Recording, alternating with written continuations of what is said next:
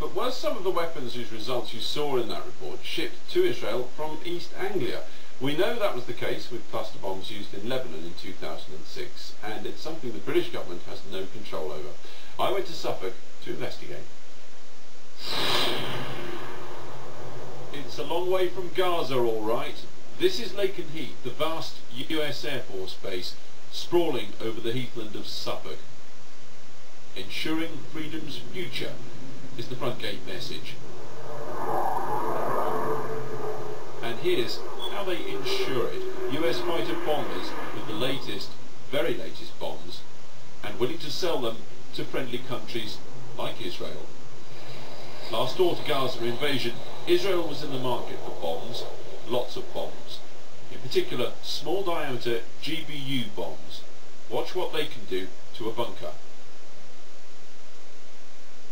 We know that last year Congress agreed the selling of 1,000 dime bombs to Israel.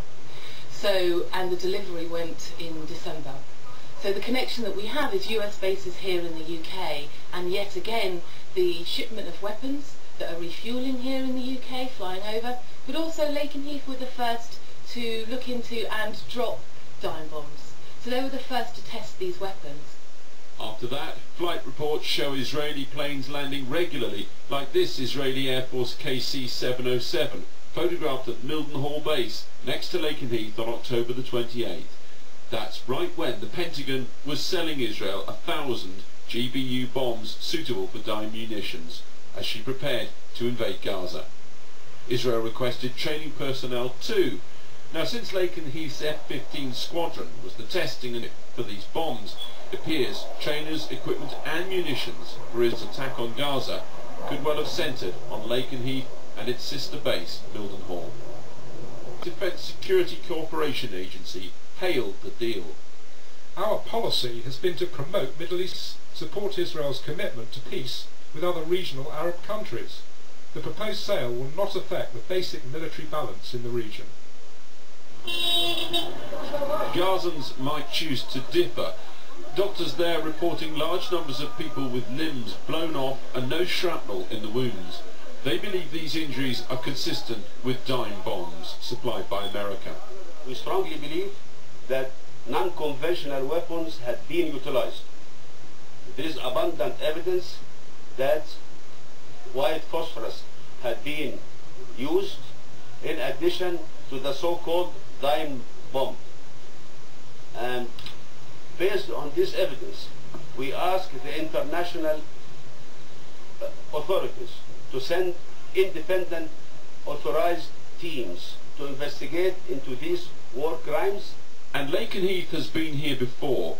More 4 News has received these pictures, never released before, showing cluster bombs at the base in 2006.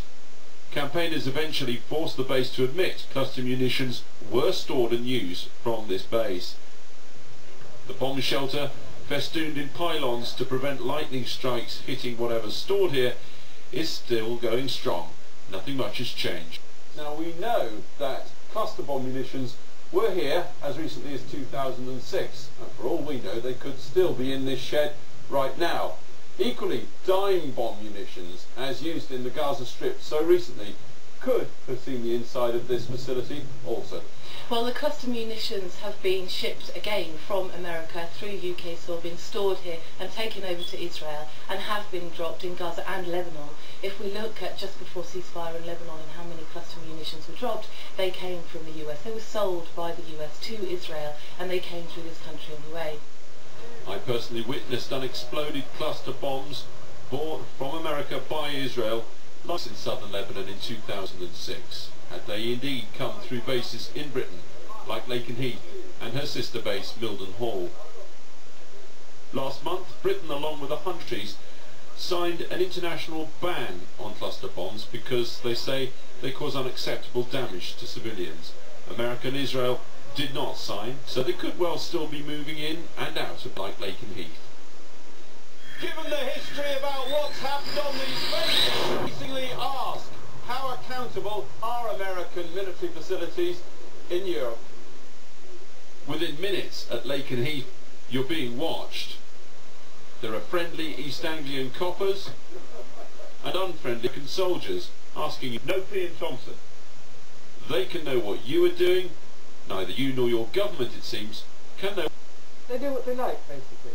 It's their base, they occupy it. The only thing that we do retain is the land. That's ever in one way. You know, they said, no, this land, on all American, everything else belongs to the Americans.